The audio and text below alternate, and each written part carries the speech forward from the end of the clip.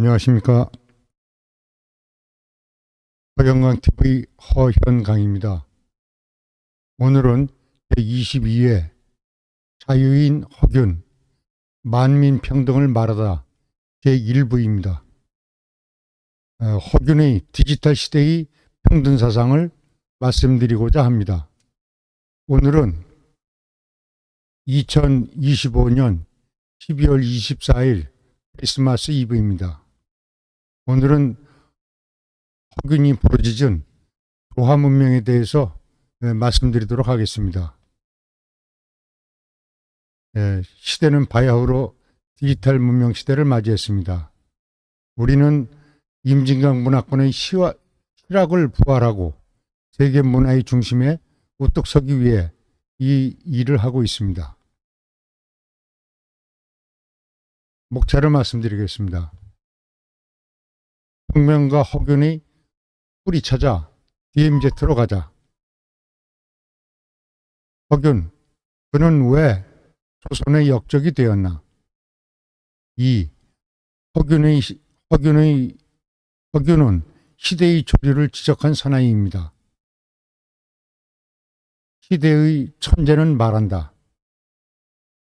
3. 왜 디지털 문명 관점인가?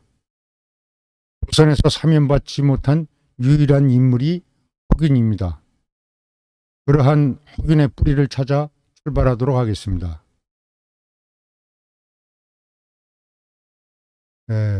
평순항로 넘어 DMZ 안에 이렇게 산소가 하나 있습니다. 이 산소는 매운공의 활동능으로서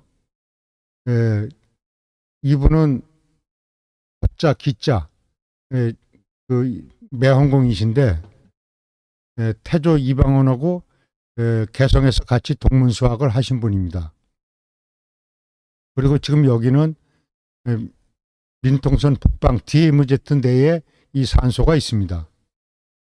지금 이 산소가 보기에 얼마 안 되는 것 같지만 산소 높이가 한 2길 정도 됩니다.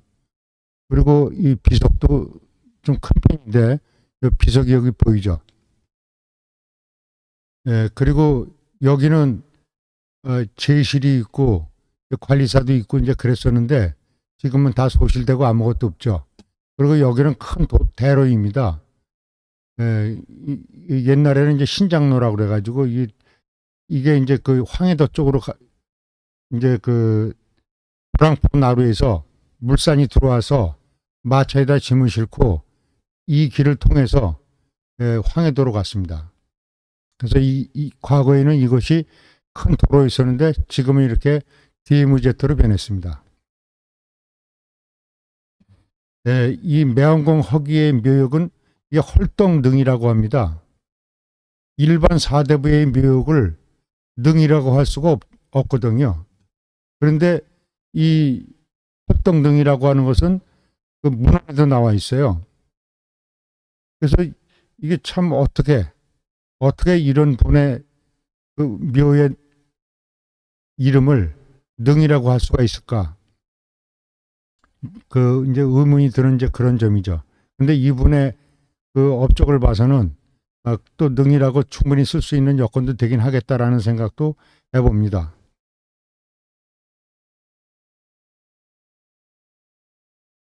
지금 이게 보신 게 지금 이게 산소고요. 여기는 이 민간인이 들어갈 수가 없어서 이렇게 그 민간 뒤통수에다가 이제 재를 올리는 이제 그런 형식이죠. 남방 한계선 옆에서 이렇게 그 북쪽을 바라보면서 재를 올리고 있습니다. 그리고 이거는 1991년도에 그 군부대에서 대대장하고 연대장님이 이 훌륭한 어른의 묘소를 금초를 해야 된다라고 하는 그런 뜻에서 금초를 해 주셨어요.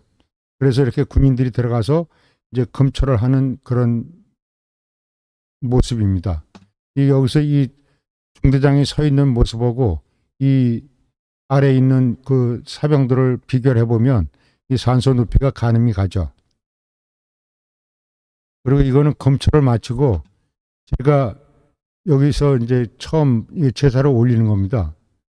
이게 1947년도에 마지막 시제를 지내고 나서 그 이후에 이제 여기 아무도 출입을 못 하다가 제가 이제 처음 들어가서 이렇게 제를 올리게 된 그런 시간이었었습니다.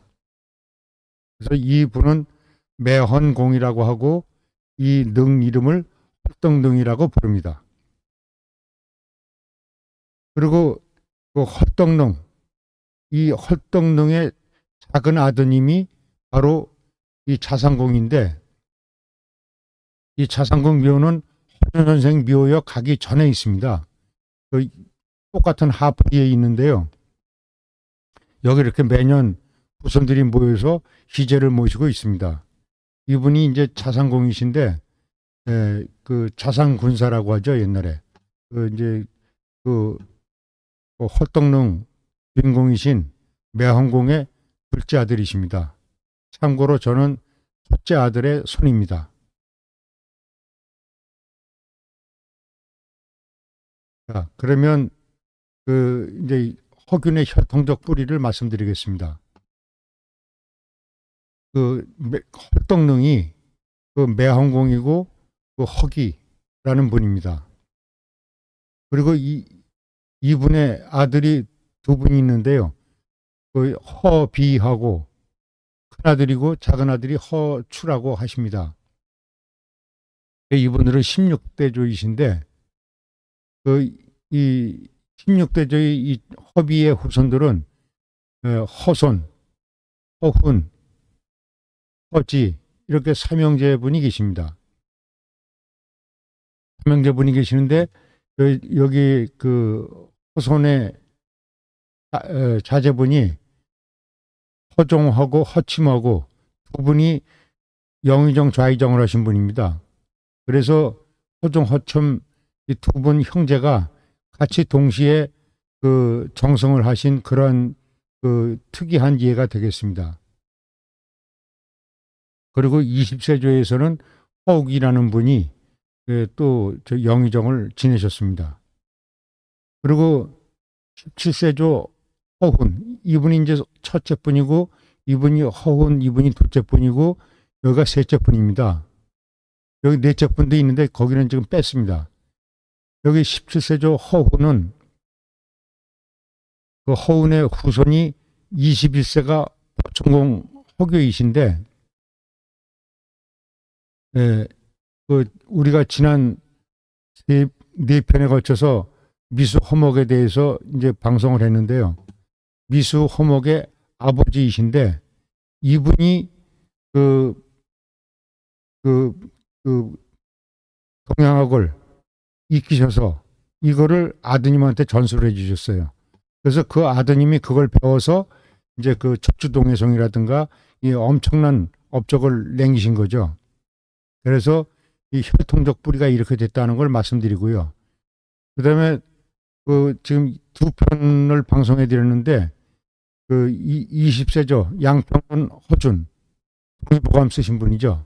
이거 17세조 허지 할아버지의 손자가 바로 이렇게 양평군 허준이 되겠습니다. 그리고 여기 그 매헌공 허기의 작은 아드님이신 그 16세조 허추 이분의 자손들이 이렇게 내려가다가 20세에 와서 토당 허엽 선생이 그 유명한 토당 허엽 선생이 바로 이 허추 할아버지의 그 증손자가 되시죠. 그래서 그 토당 허엽을 비롯해서 허성, 허봉, 헌원설원, 허균 이렇게 해서 이분들을 대한민국에서 그 유명한 양천호 씨 오문장가라고 불립니다. 그래서 이분들은 나름대로 전부 다 뛰어난 천재성을 가지고 계세요. 참으로 대단하신 분들이신데 이렇게 혈통적으로 매헌공 허기 할아버지로부터 이렇게 뛰어난 인물들이 이게 8촌, 10촌 이제 그런 관계들이에요. 그러니까 그 먼 관계가 아니라 가까운 한 집안에서 이런 큰 인물들이 많이 난다는 것도 참 특이한 일이라고 하지 않을 수가 없습니다.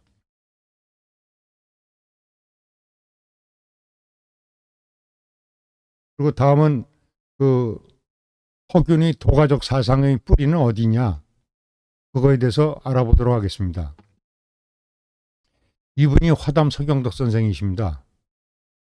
화담 서경덕 선생은 특이하신 게 뭐냐면 그 대한민국에서 뭐 제가 모르는 부분이 있을 수도 있지만 그 주역을 생이지지하신 분들은 한 두세 분 있습니다.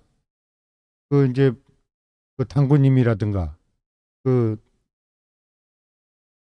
하여간 그 몇 분이 있는데 그 세 분 정도 있는데 이분은 특이하게도 고위지지하신 분이에요. 이 고위지지라는 건 뭐냐면 사기지지는 그러니까 저기 그 생이지지는 뭐냐면 나면서부터 세상의 모든 이치를 다 알고 있는 분이 생이지지했다고 그러고 그다음에 배워서 아는 거를 사기지지라고 합니다. 근데 이분은 배운 것도 아니고 고위지지 스스로 이치를 깨달아서 주역을 통달하신 거예요. 참 대단하신 어른이십니다.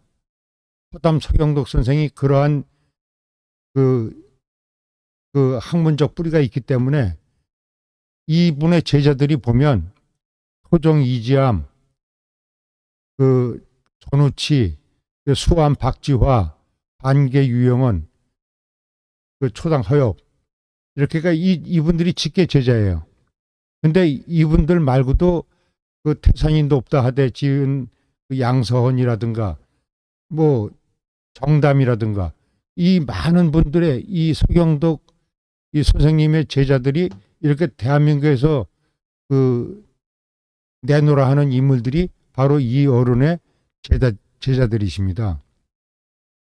그래서 이분이 얼마나 그 임진강 문화권에 대단한 영향을 미쳤는지 알 수가 있는 거죠. 자, 그러면 이 수암 박지화는 어떤 역할을 했느냐? 박지화 선생은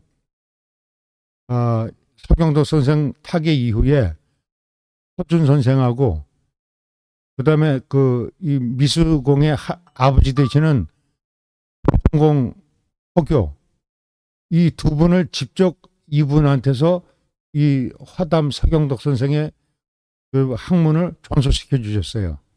그래서 그 의성 허준 선생은 동의보감 이 학문을 토대로 동의보감 그 허준의 동의보감을 보다 보면 양생법이라든가 여러 가지 도가적인 치료법이 나옵니다. 그것이 바로 뿌리가 이 서경덕 선생으로부터 비롯된 그런 내용이 되겠습니다.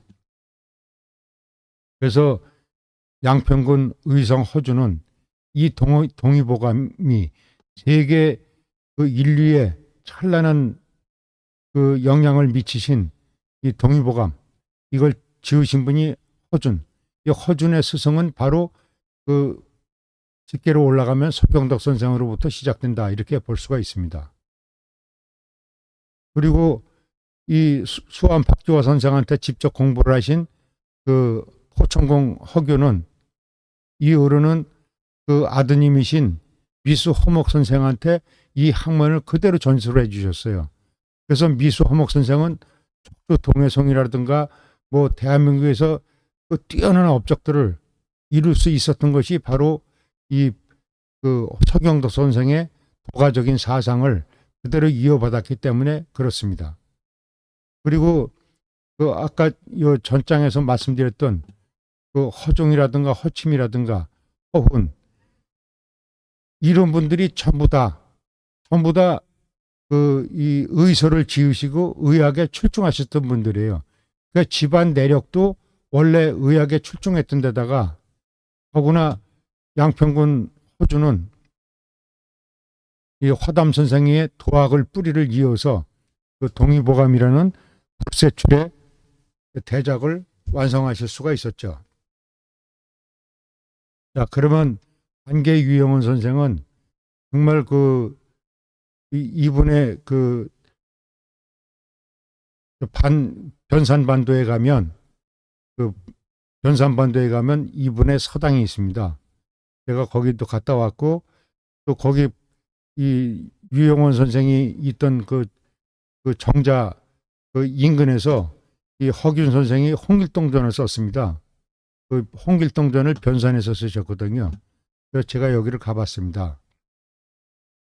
그래서 그 반개 유영원 선생도 그 대한민국의 위대한 업적을 남기셨고, 그 다음에 이 초당 허엽 선생은 바로 이 서경덕 선생의 바로 직계 제자입니다. 그리고 이 초당 허엽 선생은 이 학문을 토대로 악록공, 허성, 화곡, 허봉, 허희, 호난설원, 도산, 허균 이런 분들을 전부 다 직접 가르치셨어요. 그래가지고 이분이 업적이 바로 이러한 대단한 그 대한민국의 역사상 불세출의 그러한 업적을 남기게 한 그러한 인문들을 맹기려내셨다 하는 것을 말씀드릴 수가 있습니다.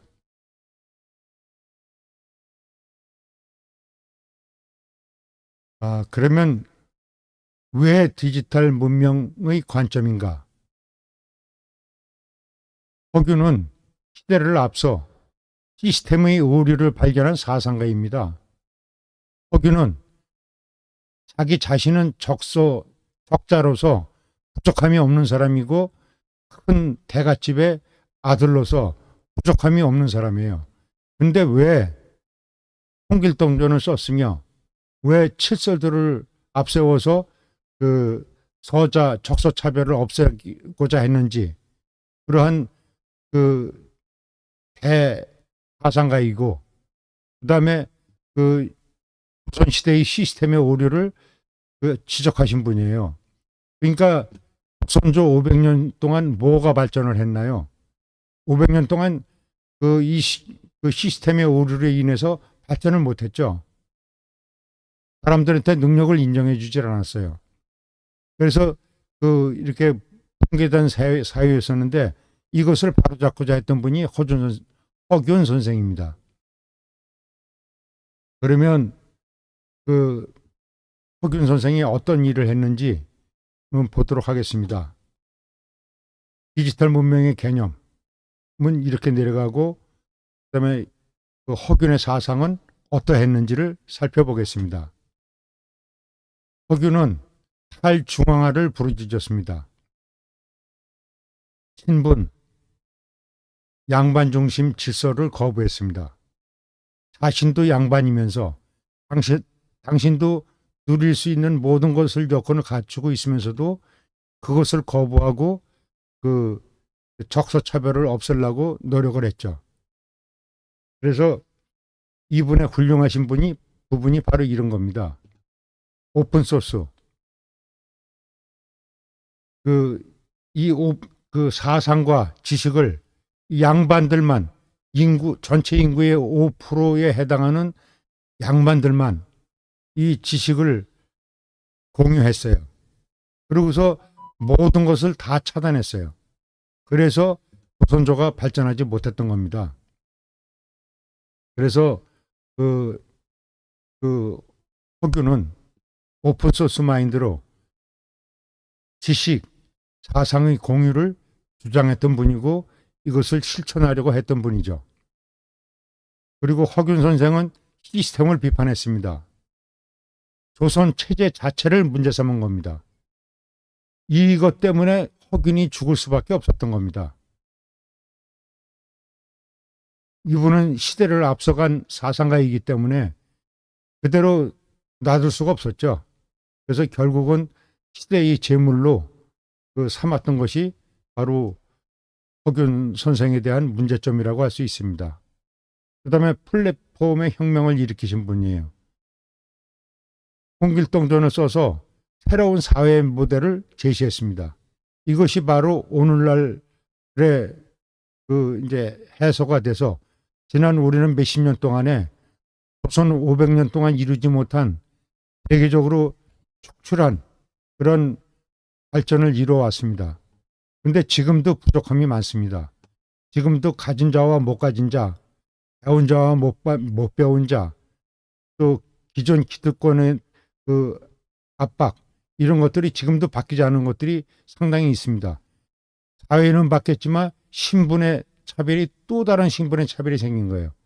앞으로 이제 그 제2의 폭균이 일어난 사회, 새로운 사회의 모델을 제시하게 되는 날이 올 것이라고 생각을 합니다. 그 다음에 폭균이 하고자 한 것은 알고리즘의 저항입니다. 권력의 세습을 타파하고 구조를 거부했습니다. 권력이 세습되면 부패하고 발전하지 못하기 때문에 이것을 거부했던 겁니다. 그래서 이 모든 것들이 폭균이 얼마나 뛰어난 사상가인지를 말해주고 있는 것입니다. 폭균은 시대를 앞서 시스템의 오류를 발견한 대사상가라는 그런 부분에서 지금 이 시대에 갈채를 받아야 할 그럴 인물이라고 저는 생각을 합니다. 그러면 조선은 왜 허균을 죽였는가? 그는 정말 역적이었는가? 허균이 지적한 문제는 다음과 같습니다. 왜 태어남이 운명을 결정하는가? 예를 들어서 양반으로 태어나면 모든 권리를 다 갖고, 백정으로 태어나면 아무것도 가질 수 없는, 그러니까 왜 태어남이 다 모두에게 공평하고 다 같이 자유로워야 되는데 왜 태어남 자체를 그 신분의 그 결정으로 생각을 해서 그 인구의 5%만이 이 전체를 누릴 수 있는 이런 권한을 주느냐 하는 얘기입니다. 또 왜 지식은 독점되어야 하는가? 지식은 모두가 공유해야, 지금 우리 사회가 얼마나 지식이 공유되니까 얼마나 발전을 합니까? 네트워크 사회에서 그 지식이 공유되니까 얼마나 발전을 합니까? 근데 이 시대에 허균은 이거를 부르짖은 겁니다. 왜 지식이 독점되는가? 그래서 허균이 바꾸고자 한 것들은 바로 이런 것입니다. 또 한 가지는 왜 사회는 바뀌지 않는가? 허균이 바꾸고자 했던 부분은 바로 이런 겁니다. 사회가 바뀌어서 모두가 잘 사는 그런 사회를 만들고자 한 겁니다. 그리고 바뀌지 않으니까 허균은 자기가 스스로 시스템을 만들었어요. 율도국을 세워서 그 사람들을 데리고 가서 모두가 다 같이 평등하게 잘 사는 그런 사회를 만들었습니다. 그것이 그 허균이 꿈꿨던 세상이기도 했던 것입니다. 다음은 이제 허균의 업적입니다. 허균은 파괴자가 아니다. 허균은 새로운 문명을 창조하는 사상가였습니다. 또 하나는 디지털 문명의 조화를 설계한 사상가다. 저는 이렇게 생각을 합니다. 허균은 디지털 문명의 조화를 설계한 사상가다. 저는 이렇게 생각을 합니다.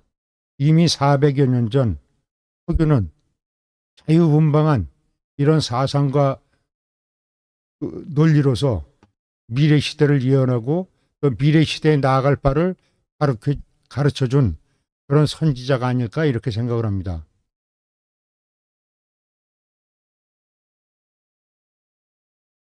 네, 마지막입니다. 조선은 어떤 사회였는가? 허균이 살았던 조선은 겉으로는 유교적 질서와 도덕을 말했지만 실제로는 출생이 모든 것을 결정하는 사회였습니다. 양반이면 말할 수 있었고 서자이면 침묵해야 했습니다. 침묵을 깨는 순간 죽음이 기다렸습니다. 능력이 있어도 태어남이 다르면 접근 권한이 없습니다. 이 사회를 오늘날의 언어로 말하면 이렇습니다. 조선은 로그인 권한이 혈통으로 결정되는 사회였습니다. 허균은 바로 이 시스템의 오류를 발견한 사람이었습니다. 그리고 이 시스템을 바로잡아 모두가 로그인할 수 있는 그런 사회를 가고자 했던 것이 허균의 사상이었습니다.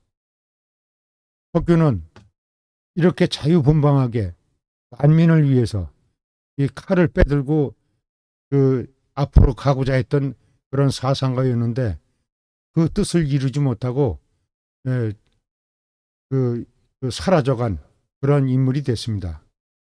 그러나 정권은 허균을 죽였지만 민중은 허균을 죽이지 않았습니다. 민중은 끝까지 허균을 사모했고 끝까지 허균을 따랐습니다. 그리고 홍길동전은 조선이 만료되고 현재까지도 모든 사람의 읽히는 그러한 사상적인 책입니다. 이러한 것이 바로 허균의 뛰어났던 사상이었던 것입니다. 앞으로 허균의 이 사상과 같이 미래 디지털 문명이 찬란하게 빛나는 그런 사회가 되기를 바라면서 이만 22회 방송을 종료하도록 하겠습니다. 그러면 다음 시간에 이어서 허균의 2탄을 방송하도록 하겠습니다. 감사합니다.